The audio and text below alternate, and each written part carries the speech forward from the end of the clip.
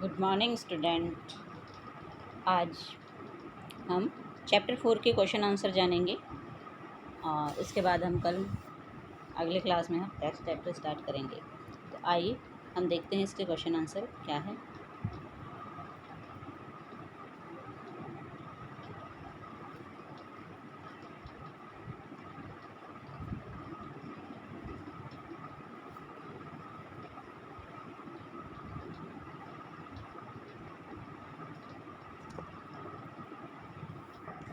Question number first, बहुविकल्पीय प्रश्न जो कि आपके इसमें बहुत अहम भूमिका होती है। बहुविकल्पीय प्रश्नों की CBSE में ये प्रश्न को पूछे जाते हैं। अब है नंबर 1, मानवीय संसाधन की सहायता से मानवीय संसाधन की सहायता से क्रय किए जाने वाले संसाधनों को निम्न में से कौन सा संसाधन कहते हैं। देखिए, फर्स्ट सामुदायिक संसाधन या सीमित संसाधन या असीमित संसाधन या भौतिक संसाधन। तो कौन सा संसाधन कहेंगे भाई? मानवीय संसाधनों की सहायता से क्रय किए जाने वाले संसाधनों को निम्न में से कौन सा संसाधन कहते हैं। तो इसमें जो हमारा ये नहीं होगा, ये भी नहीं होगा, ये भी नहीं होगा, तो राइट आंसर हमारा होगा डी, भौतिक संसाधन। फिर है हमारा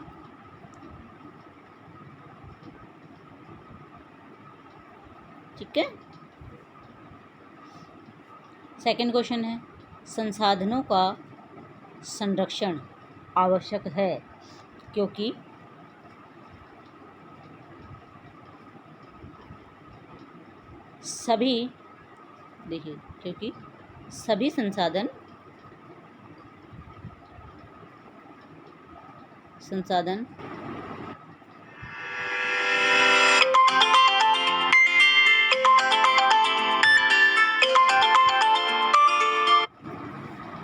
सभी संसाधन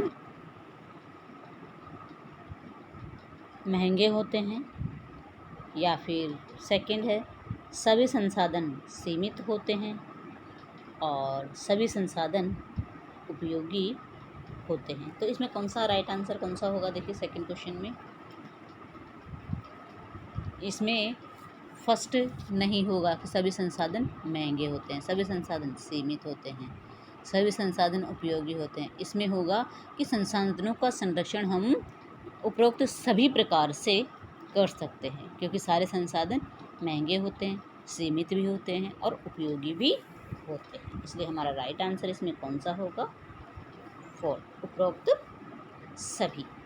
फिर है थर्ड क्वेश्चन, सड़कें, चिकित्सालय, पुस्तकालय निम्न में से किस संसाधनों की श्रेणी में आते हैं?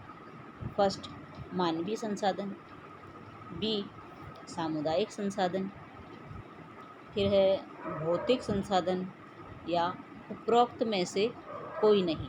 तो इसमें जो हमारा राइट आंसर है वो है, देखिए नाम से पता चल रहा है, सड़कें हैं, चिकित्सालय, पुस्तकालय, ये क्या है? एक ही व्यक्ति के लिए होते हैं, भौतिक है या मानवीय है या फिर ये सामुदायिक है। तो किसके लिए हैं? सभी के लिए हैं। तो इसमें राइट आंसर हमारा होगा बी, सामुदायिक संसाधन। फिर है फोर्थ नंबर, धन एक महत्वपूर्ण है, क्षमता है, आय है, भौतिक संसाधन है या फिर सहायता है। भाई क्या है बताइए, जल्दी से बताइए। फोर्थ में आपके आएगा, जो भी चीज़ हमारी धन से संबंधित होती है किस में चली जाती है? भौतिक संसाधन में चली जाती है। तो राइट आंसर हमारा भौतिक संसाधन होगा। क्या होगा? भौतिक संसाधन। फिर है ईंधन की बचत आवश्यक है क्योंकि ईंधन की बचत क्यों आवश्यक है? क्योंकि ईंधन महंगा होता है, समाप्त हो जाता है, अनवीनीकरणीय स्रोत है या उपरोक्त सभी। तो क्या आएगा इसमें? राइट आंसर डी ही आएगा। क्या आएगा कि ईंधन क्या है? बहुत महंगा होता है, समाप्त हो जाता है, अनवीकरणीय स्रोत है। ठीक है, तो इसमें राइट आंसर होगा क्वेश्चन नंबर 5 में हमारा डी। फिर हमें संसाधनों की प्रबंधन की आवश्यकता होती है, क्योंकि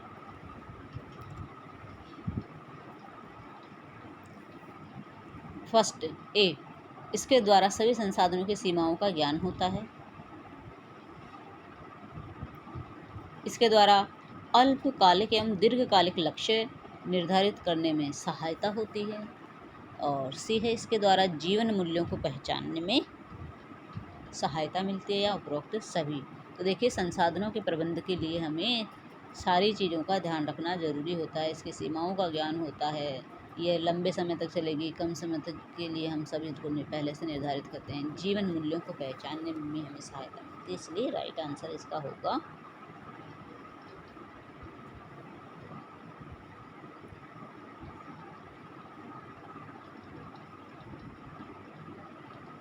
उपरोक्त सभी।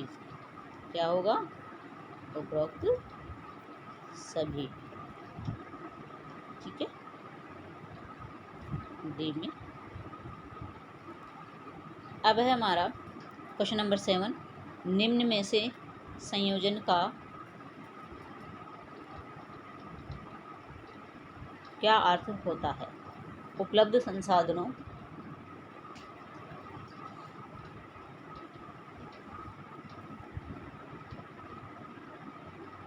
का उपयोग, बी उपलब्ध संसाधनों का वर्गीकरण, सी उपलब्ध संसाधनों का निरीक्षण, डी उपलब्ध संसाधनों को ठीक ढंग से व्यवस्थित करना। और कौन सा होगा इसमें राइट आंसर? देखिए, डी, यानी उपलब्ध संसाधनों को ठीक ढंग से व्यवस्थित करना। फिर 8वां नंबर का क्वेश्चन है, निम्न में से क्रियान्वयन का क्या अर्थ होता है? क्रियान्वयन, देखिए क्रियान्वयन का अर्थ क्या होता है? योजना को व्यवस्थित करना। ठीक है, ये तो नियोजन हो गया हमारा, पूर्व योजना को पहले से निर्धारित करना है ना, नियोजन के अंतर्गत आएगा। फिर है योजना को क्रियाशील बनाना। ठीक है, फिर सी है योजना को विभाजित करना। ये तो डिवाइडेशन हो गया, क्रियान्वयन नहीं हुआ ना। अब इसमें से या उपरोक्त में से कोई नहीं, तो इसमें राइट आंसर हमारा होगा बी, योजनाओं को क्रियाशील बनाना। अब हमारा उपलब्ध विभिन्न विकल्पों में से सबसे उपयुक्त तथा सही विकल्प का चुनाव डैश कहलाता है? प्रबंधन, मूल्यांकन, निरीक्षण, निर्णय लेना। तो 9 में आपका डी जाता है, निर्णय लेना। और 10 नंबर का क्वेश्चन है, एक सफल योजना की निम्न में से कौन सी विशेषता होती है? वह विस्तृत होती है, कठिन होती है, लचीली होती है, काल्पनिक होती है। तो 10 में हमारा सी आता है कि लचीली होती है, कि इसमें हम फेरबदल कर सकते हैं। जैसे हमारे देश का संविधान भी क्या है, लचीला होता है, हम इसमें परिवर्तन कर सकते हैं। वैसे ही भोजन व्यवस्था जो हमारी होती है, पाक कला, उसमें भी हम अपना परिवर्तन कर सकते हैं। मसाले तेज कम डाल सकते हैं, मेन्यू कम ज़्यादा कर सकते हैं। फिर एक क्वेश्चन इसमें दिया हुआ है, अति लघुत्रात्मक संसाधन शब्द की परिभाषा लिखिए।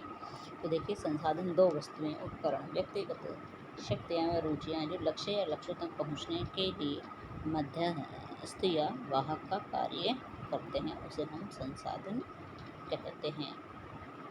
फिर है हम नेक्स्ट क्वेश्चन पेपर पे जाते हैं।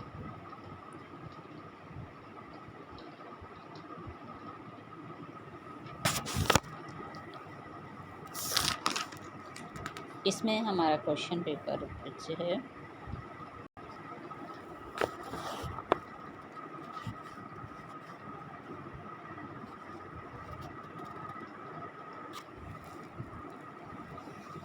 इसमें संसाधन कितने प्रकार के होते हैं? संसाधन 3 प्रकार के होते हैं, मानवीय संसाधन, भौतिक संसाधन और सामुदायिक संसाधन। तो ये आपको पता है कि मानवीय संसाधन कौन से होते हैं, भौतिक संसाधन कौन से होते हैं। देखिए, फिर भी हम जान लेते हैं।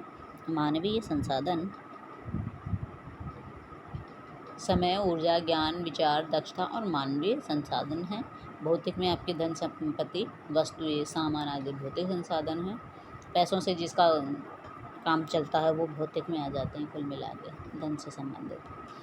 थर्ड है सामुदायिक, जिसमें वो सारी चीज़ें जो बताई थी ना, स्कूल, पार्क, सड़कें, यातायात के साधन, बिजली इत्यादि सामुदायिक सुविधाओं में आते हैं। अब है हमारा तीसरा क्वेश्चन, मानवीय संसाधन के उदाहरण कौन कौन से हैं? ऊर्जा और ज्ञान, ये किसके उदाहरण हैं? मानवीय संसाधन के। फिर है 3 भौतिक संसाधन के नाम, धन, सामान, संपत्ति, ये आ जाएंगे इसमें। फिर है सामुदायिक सुविधाओं से आप क्या समझते हैं? सामुदायिक सुविधाएं वही ना जो पार्क, अस्पताल, बिजली घर, ये सारे अपने सामुदायिक सुविधाओं में आ जाते हैं। पुस्तकालय, पार्क, ये सारी चीज़ें इसमें आ जाती है। फिर है 6 नंबर का क्वेश्चन हमारा, रसोई घर में ईंधन का दुरुपयोग रोकने के 2 उपाय। अब देखिए ये सब तो हमने जान लिया था, ठीक है, चैप्टर पढ़ा, लेकिन रसोई घर में ईंधन का दुरुपयोग रोकने के 2 उपाय बताइए। आप किस प्रकार से गैस कम खर्च करें, इसके लिए अपने क्या करेंगे भाई। जो भी फर्स्ट देखो, फर्स्ट में क्या कह रहा है ये, फर्स्ट है खाद्यान्नों को भिगोकर प्रयोग करना। यानी पहले से हम दाल होती है या कोई भी सोयाबीन होती है, चने होते हैं और कोई भी चीज़ होती है, तो हम उनको पहले से भिगो दें ताकि वो गल जाए, और जब हम गैस पे चढ़ाएं या किसी और ईंधन काम में ले रहे हैं उस पर चढ़ाएं तो उसमें ज़्यादा समय नहीं लगे और हमारी गैस की बचत हो। फिर है कम पानी में भोजन पकाना, कि कभी भी मान लीजिए 1 गिलास पानी में कोई चीज़ उबल सकती है, 1 लोटे में उबल सकती है, हमने बहुत सारा पानी चढ़ा दिया तो हमारी गैस ज़्यादा खर्च होगी, तो इसलिए हम कम पानी में हर चीज़ को पकाना चाहिए। फिर है भोजन ढककर पकाएं, भोजन को ढक कर के पकाएंगे तो भी हमारा भोजन जल्दी बन जाता है। फिर है 4th नंबर पे है गैस स्टोव की पाइप, बर्नर आदि को साफ़ रखें, क्योंकि गंदे बर्तन अधिक ईंधन खराब करते हैं। इसलिए हमारा बर्तन भी कैसा होना चाहिए, बिल्कुल साफ़ सुथरा होना चाहिए। मान लीजिए कोई चीज़ जल जाती है तो उसमें वो चिपकने का डर भी रहता है, तो बर्तन भी हमारे साफ़ होने चाहिए। और साथ में जो ईंधन गैस का पाइप है या स्टोव की पाइप है, बर्नर है, वो भी हमारे साफ़ होने चाहिए। अब है 7वां क्वेश्चन है, निम्नलिखित को परिभाषित करें। एक निम्नलिखित को परिभाषित कैसे करेंगे भाई, ठीक है।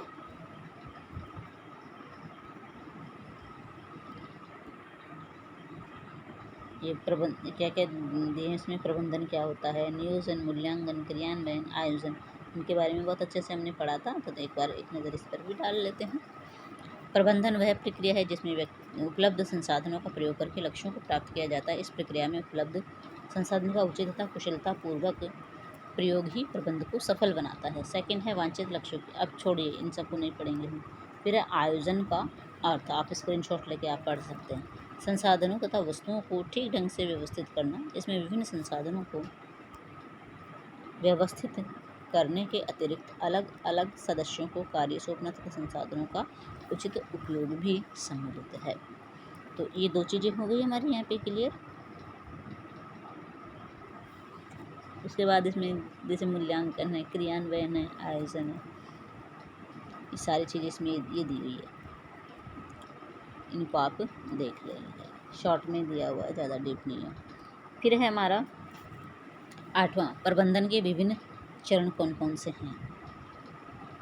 चरण पूछा है, स्टेप बाय स्टेप हम प्रबंध करते हैं तो कैसे करेंगे। सबसे पहले नियोजन यानी योजना बनाएंगे, फिर नियोजन में संसाधन एकत्रित करेंगे, फिर क्रियान्वयन यानी उनको कार्यों में लाना यानी क्रियाशील होना, यानी जो योजना बनाई गई अब हमने उसका कार्य स्टार्ट कर दिया, उपयोग करना शुरू कर दिया। नियंत्रण यानी संसाधन उपयोग का निरीक्षण करना। फिर है मूल्यांकन, सफलताओं और असफलताओं को जांचना कि यह कार्य जो हमने किया ये कहाँ तक सफल रहा, कहाँ तक असफल रहा। यदि ये सफल रहा तो बहुत अच्छी बात है, असफल रहता है तो हम वापस इसे पुनः प्रयास करें कि इसमें कौन सी कमी रही जिसको हम सुधार सकें।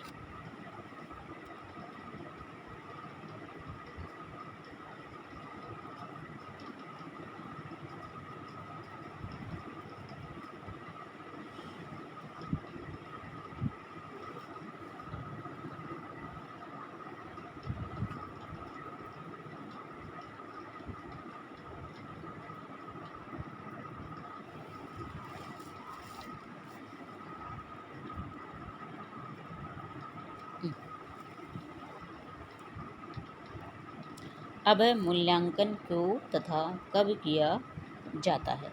मूल्यांकन व्यवस्था प्रक्रिया का अंतिम तथा आवश्यक चरण है। योजना के पूर्ण हो जाने के बाद इसका मूल्यांकन अनिवार्य है ताकि जिस कार्य के लिए भोजन बनाया गया था उसके लक्ष्य प्राप्ति में सफलता या असफलता प्राप्त हुई है यह जांचा जा सके।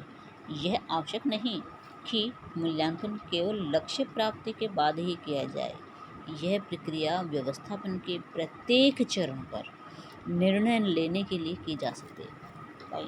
कई बार हम ऐसे सोचते हैं कि इसको हम बाद में देखेंगे, नहीं, बाद में नहीं, मूल्यांकन हम कभी भी कर सकते हैं। कार्य जैसे चल रहा है, ठीक है, तो हम बीच में भी उस कार्य का मूल्यांकन कर सकते हैं कि ये सही है या गलत है, या इसमें हमें कौन सा सुधार किया जाना चाहिए। तो ऐसी चीज़ें हम बीच में भी कर सकते हैं। मूल्यांकन किसी चीज़ के ख़त्म होने का हम इंतज़ार नहीं करेंगे। क्या पता हम किसी चीज़ के ख़त्म होने का इंतज़ार करें, बाद में उस पर हम टिप्पणी करें, तो उससे पहले लेकिन हम पहले ही उस चीज़ को देख लें, ताकि हमें बीच में ही उस चीज़ का पता चल जाए। फिर है 10, निर्णय के उत्तरदायित्व को स्वीकार करने से क्या अभिप्राय है? सर्वोत्तम विकल्प का चयन करने से पूर्व उस विकल्प से प्रभावित होने वाले व्यक्तियों की स्वीकृति प्राप्त करना आवश्यक है।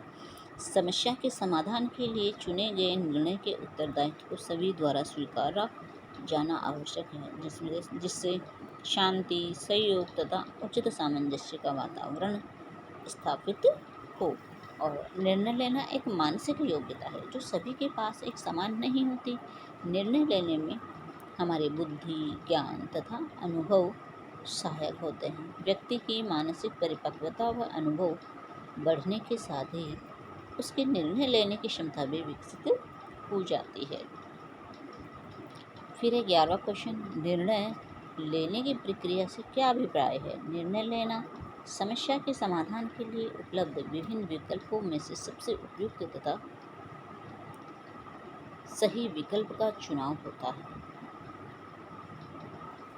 और फिर क्वेश्चन नंबर है हमारा, संसाधनों का वर्गीकरण तालिका बनाकर करें। संसाधनों का वर्गीकरण इसमें बताया गया था, 3 प्रकार के बताए गए थे, ठीक है। 3 प्रकार के कौन कौन से हैं?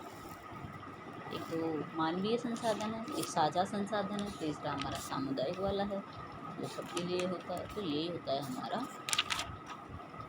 संसाधनों का वर्गीकरण। फिर है इसमें संसाधनों का आपस में परस्पर संबंध है, इस तथ्य को समझाइए। तो ऐसे क्वेश्चन हमारे पूछे जा सकते हैं, तो ये क्वेश्चन आपको उसमें मिल जाएंगे, आप अपने मन से भी इनको लिख सकते हैं। मानवीय तथा भौतिक संसाधन में अंतर स्पष्ट कीजिए, ये भी हमने आपको भी बता दिया है, हालांकि इसमें आ चुके हैं, लेकिन कुछ पॉइंट्स आपको लेकर के उसमें अंतर स्पष्ट करना है। फिर है संसाधनों की 4 विशेषताएं लिखिए। नेक्स्ट है संसाधन सीमित होते हैं, इस तथ्य पर प्रकाश डालिए। और योजना की सफलता की क्या विशेषताएं होनी चाहिए? प्रबंधन का अर्थ स्पष्ट करें। क्रियान्वयन की प्रक्रिया में समायोजन का अर्थ तथा महत्व है, का क्या अर्थ और महत्व है? फिर मूल्यांकन करते समय किन विशेष बिंदुओं पर ध्यान देना आवश्यक है? फिर देखिए दीर्घ के भी प्रश्न हैं जो इस प्रकार से बन सकते हैं, वो हमें चैप्टर में मिल जाएंगे। फर्स्ट है मानवीय संसाधन कौन कौन से हैं, इनको उदाहरण सहित समझाइए। संसाधनों की सामान्य विशेषताओं पर प्रकाश डालें। फिर है सामुदायिक संसाधन किसे कहते हैं, 2 सामुदायिक संसाधनों का संक्षिप्त वर्णन करें। फिर सामुदायिक संसाधनों को संरक्षित रखने के लिए आप किस प्रकार योगदान दे सकते हैं। नेक्स्ट है वर्षा के जल के संग्रह से क्या अभिप्राय है? भाई वर्षा के जल के संग्रह से क्या अभिप्राय है, ये भी आपको अपने शब्दों में बता देना है। वर्षा के जल को एकत्रित करना, बड़े जो टैंक होते हैं या कुछ ऐसे छत के ऊपर हम उनको इकट्ठा करके और कुछ ऐसे टैंक बनाएं जहाँ पर उनका जल हम लंबे समय तक संरक्षित रख सकें और पेड़ पौधों में इनमें दे सकें। देखिए होता है हमारा जल संरक्षण या जल संग्रह। अपने जीवन में इसके महत्व प्रकाश डालिए। फिर आपके जीवन में इसका क्या महत्व होता है वो भी आप बताएंगे। निर्णय लेने की प्रक्रिया के मुख्य चरण कौन कौन से होते हैं? प्रबंधन से आप क्या समझते हैं? प्रबंधन का महत्व बताना। प्रबंधन में योजना बनाने का क्या महत्व है? निर्णय की प्रक्रिया उदाहरण सहित स्पष्ट कीजिए। तो ऐसे कई प्रकार के क्वेश्चन हमारे सामने आ सकते हैं जो हम अपने शब्दों में भी दे सकते हैं। कुछ पॉइंट्स जो हैं वो चैप्टर से आपको लर्न करने हैं ताकि आप अपने शब्दों में आंसर दे सकते हैं, क्योंकि ये हमारे इर्द गिर्द ही घूमती है ये सारी चीज़ें, ये कुछ ज़्यादा टिपिकल नहीं है। अब देखिए सारे क्वेश्चन हमने पढ़ लिए हैं आज, इन्हीं में से घुमा फिरा के देखिए निर्णय लेने की प्रक्रिया क्या है, फिर इसके चरण आपको बता देना है। तो इसमें कोई ज़्यादा खास नहीं है, ईजी है चैप्टर।